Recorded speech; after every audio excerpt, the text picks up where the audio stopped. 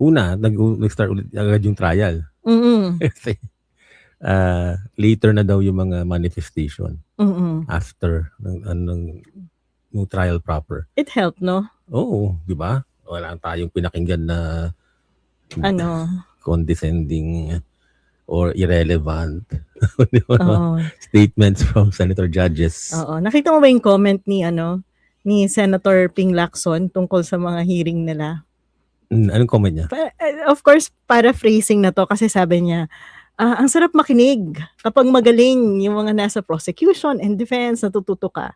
Kaso nasira yan kapag bopols na yung senator judge na nagsalita. Without naming names. Oh my God. Sino yung, bakit ka nag-oh my God? Personalan na. Di ba?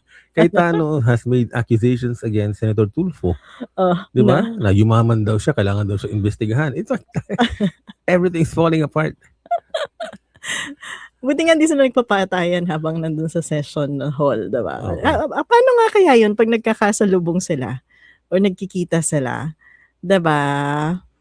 Ano kaya? Nagkakamayan kaya sila, nagbabatian sila, tapos dalawa lang yung elevator sa Senate. Paano kung magkakasabay sila tapos hindi sila Lahat magkasundo? sila nakatingin sa telepono nila. Ano? Sino sa palagay may pinariringgan ni Senator Ping Lacson? Bakit tayo mong sabihin? Hearsay na yan. Speculative pala. Oo nga. Pinapahulaan ko lang naman sa'yo kung sino. I don't know. Wala kang kilalang bopol na senador? Marami akong kilala ang irrelevant kung mag-raise ng issue. Dahil walang kinalaman sa trial ng Vice President. Yun, si Robin yun. Oo. But I think maganda po yung format na nangyari ngayon na pinapresenta yung prosecution and then defense, sila muna hanggang matapos, hanggang pwede nang magtanong yung mga senator judges, 2 minutes lang. Oo. Ang tawag nila doon? Yung kanilang intervention. O sila may hula sila kung sino si senador na bopols. Diba, magagamit ko yun sa rap. It's a rap. Rap. Tapos si Matibag, less than the director ng NBI, nag-testify, right? Yes. And ano yung value niya? Bakit mo ka nire-recitation? Well, unang-una, I think it's to reinforce yung naratibo. Talaga naman. Parang classroom ba ito? Recitation ko. Sir, Professor Dan, I think what they're trying to do when they presented Matibag is that they're trying to reinforce what the former witnesses have mentioned during the past 2 weeks. No? Sino yung una? The first 2 witnesses na parehas na investigador ng NBI. Kasi nare-reinforce yun, lalo na kung ngayon ang nagsasalita na ay yung director ng NBI. So, redundant. Diba? Complement, I would say not redundant, but complementing. So, pwedeng siya na lang yung inunang witness. Hindi, kasi importante yung dalawa yung nauna kasi sila yung gumawa ng trabaho Sila yung nag-authenticate, sila yung nag-investigate, and with respect to the cyber issue, diba yun yung dalawa na yun, nag-authenticate ng documents, nag-authenticate na okay talaga tong kopya ng mga speeches na to, nangyari talaga to, at si Sarah talaga yung nagsabi. Tapos ito naman yung mga with respect to cyber nature ng mga evidences, diba? At sila yung gumawa ng mga investigation doon. Now you have the boss na parang yung the boss kasi oversees everything, di ba? Kapag ikaw yung boss, nakikita mo yung lahat ng nangyayari at lahat ng investigasyon. So, it's like putting together all the narratives, pinagtatatahi-tahi mo na at binubuo mo yung buong picture. At yung sa naratibo ni Matibag, hindi lang po yun, yung okay, sinabi nga niya may grave threat, etc., etc. Pero I think what they're trying to reinforce ngayon ay hindi lang siya grave threat, but pwedeng mag-translate itong threat na to into a real plan. Diba? Dahil sinasabi niya, ongoing investigation to, meron na kaming mga nakikitang posibleng ito talaga yung magmamaterialize nung mga sinabi ni Sarah, pero hindi pwedeng i-disclose. So, hindi naman niya dinisclose kung sino nga ba yung gunman or kung may assassin na nga ba o may killer na talaga. May persons of interest. Yes. Diba? Bakit hindi niya dinisclose? Sabi niya, sinabi lang naman niya persons of interest, so parang wala namang weight yung sinabi ni Matibag. Hindi. Person of interest, tinitignan ka na ng police. Okay? That's why you can't just leave official designation yan. You are a person of interest. Obviously, hindi pwedeng i-disclose kasi iniimbestigahan pa lang. No? Hindi yan Oo. parang ombudsman na parang, i-issuehan na kita ng warrant of arrest sa Monday. And then, Ayan na naman. Ano yung statement ng ombudsman kahapon? Si former Speaker Romualdez keeps Oo. trying to escape the country. Oo. Kasi baka nasa naman, preliminary investigation na sila. Akala ko naman nakasuhan na si Romualdez. Sabi ko kay Prof. Dan, magsa-second topic tayo ha, si Romualdez. Kasi kakasuhan na daw pagtingin ko sa detalye. Preliminary investigation. So, ibig sabihin sa preliminary investigation, ay, first step pa lang. kumbaga yun, nasa piko ka, nandun ka pa lang sa first number box. Ito at na least, naman style nila Uy, sampahan ka ng kaso baka gusto mong tumakas. Diba? Shut up, sorry. Diba? Kasuhan kita siguro mga 3 months kasi preliminary investigation pa lang to. So, kung may bala ka, bilis-bilisan mo na. oo. Pero kasi, yun po yung point. Kung may persons of interest na ang NBI in relation to all the threats na in-issue ng Duterte family, sinasabi ko Duterte family, kasi hindi lang si Sara di ba si Baste, pinakita nila yung statement niya doon sa Rage event nung sinasabi niya, isang ulo lang naman ang gusto namin, ulo ni BBM. Diba? That reinforces the narrative na itong pamilyang to ay may mission ng threat. Kasi they have to evaluate, di ba? Kung maaaring mangyari. Yes. Di ba? Kasi nga, na-bring up yung kaso ni Teacher Mas, yung nag-offer ng 50,000 para sa pagpatay kay dating Pangulong Duterte. Ang part of explanation is, magagawa ba yun? Diba? Meron ba yung kakayahan? So that's why, naging importante yung testimony ni Matibag today, di ba? Kasi pinasok niya yung affidavit ni Lascania. Yes. Actually, yung pagpasok sa affidavit ni Las Cañas, yun nga po, no? So, hindi lang yung sinasabi na, una, yun yung pinaka-header. Kumbaga, thesis statement, ang point ng presence ni Matibag ay patunayan na hindi lang to threat, kung hindi pwede ito i-translate that this is a real plan. Pero question ko, before natin discuss what it means to be for the threat to be a real plan, kailangan pa ba nilang patunayan na ito ay real plan? Kasi I think that's a question that goes back doon sa teacher Kasi yung teacher kinasuhan, pinag-public apology, etc.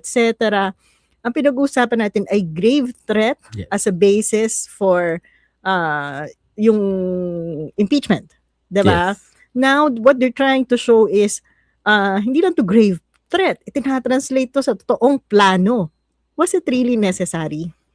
Para tayong ang tingin ko kasi, so kayo yung NBI, tingnan mo yung buong picture, nakita mo na, may elements ito ng grave threats. Right? So, in fact, nagkaroon na ata ng application, ng kaso. Sinimulan nila yung kaso for grave threats. Kasi na-fulfill na nga yung requirements. Tapos sabihin nila, wala ka namang ebidensya na nangontrata, may kinausap, yung Vice President na papatay sa President, etc. But yung contract na yun is not an element ng grave threats. So, whether you can prove it or not, may grave threats na. Yeah. So, in effect, it's not necessary, diba? Doon sa case na ginagawa, na in-establish nila to impeach Sara. Yes. Pero bakit nila ginagawa to? Because it could actually be another crime. Kung NBI ka, kailangan mo talaga investigate yun. Yeah. And part of, yun na nga. So, ang nangyayari, even if you listen to the judges, the senators, parang na-obsess sila doon sa whether may na-identify na person to carry out the threat. But what I'm saying is, that's not necessary for grave threats kasi yung threat nga lang naman yun So, hindi mo kailangang in effect, pag sinabi mo na nagkaroon talaga ng grave threat, that's sufficient already as a basis for conviction. Diba? Pero, tinatry pa nilang hindi lang i-magnify lakasan yung gravity nung crime na kinumit ni Sara by showing that, well, grave threat lang yung sinasabi namin, but it's actually more than grave threat. Yes. Dahil may capacity nga siya to execute the plan. At ano tong pinakita nilang capacity niya to execute the plan. Unang-una, kaya po pinakita yung Las Cañas affidavit. Kasi sinasabi sa Las Cañas affidavit, kasama si Sara dun sa mga key stakeholders kasama siya sa mga nag-isip ng Oplan Tokhang. And therefore, kung nagawa yung Oplan Tokhang, ibig sabihin, well-connected siya in terms of, una, network of killers. Pangalawa, capacity to kill. Diba? Yung, ibig sabihin, wala siyang moralidad, wala siyang remorse to kill people. Because, isa siya sa mga nag-isip ng Tokhang. Tapos, pinakita pa yung kanyang pattern of violence dahil doon sa pananapak niya doon sa sheriff. Diba? And ito yung nakakatuwa yung ano yung sinasabi ni Matibag, yung kinetic effect. Yung kinetic effect, the kinetic force, na yung mga statements ng mga Duterte ay kayang mag-mobilize ng mga followers nila to actually actualize, to carry out the threats. Diba? But hindi ako magdi-disagree doon kasi kitang-kita mo yung pattern Actually, hindi nga lang threat kay BBM. Kapag ka na masama yung ugali, kapag ka kill, ganyan. Isn't that what the followers of Sara are saying? Oh, matakot kayo kapag si Sara naging presidente, lagot na kayong lahat. Yeah. Oh, may listahan pa sila ng ano nila. That's threat. So sa lahat ng mga sinabi ni Matibag today, that's actually what resonated sa akin. I mean, 'di ba, yung may pinatay na vlogger, tapos magko-comment ka ng haha, 'di ba? Yeah. That's the kinetic effect. Actually, hindi yan. Wag na nating tawaging kinetic effect. Yan ang virus ng kasamaan ng ugali. na bumabalot ngayon sa Pilipinas. Pero yun yung ano. Pero ang question ko sa'yo, bakit may mga issues with respect to the affidavit of Las Cañas? Okay. Usually, pag mag-enter ka ng document, dapat yan ay public instrument. Or, kung gagawin mong evidence yan, meron ka bang affiant? No? Sino man pumirma dyan? And usually, what do you mean by affiant? Yung naggumawa ng affidavit. Spell affiant. A-F-F-I-A-N-T. Very good. Okay. Why not? Wala lang. Pinapaspell ko lang sa'yo. And usually nga, siya yung mag-testify. Diba? Or otherwise, hearsay yan. Okay? So, yun yung general rule. Kaya po sila may issue with the Las Cañas affidavit kasi hindi siya notarized. And what they're saying is, hindi naman siya requirement sa ICC. Kasi ginamit sa ICC. Oo, yung statement na yun ni Las Cañas is for the ICC. So sabi nila, but we're not the ICC. Oo nga. Tama naman, diba? Parang tingin ko is we're not saying, ang sinasabi natin ni Matibag at that point is, we have come across this, or dumating sa amin itong affidavit ni Las Cañas. And since ginagamit sa ICC, may mga allegations dito na I think we should look into. Diba? Yun ang sinasabi na totoo lahat yan. Diba? They're saying that the NBI ginagamit yung document na yon as a guide, as an input. Ano pang investigahan nila? Diba? Yun lang naman yun Yeah. Pero anong kinakagalit ni Pia Cayetano? Kasi may naka-observe dito na galit na galit daw siya dito. Sabi niya. Actually, hindi pa siya nagsasalita, galit na siya. Sabi niya dito, si Pia Cayetano masyadong nagmamagaling, pero in the end, nawala naman ang script. Kaya tumigil na. Kaya yung hanap sa mga script nila. Next time. Diba? Yung mga nagagalit sa index cards. Oo nga. Kanya-kanyang style naman kasi ng pagno-note yan.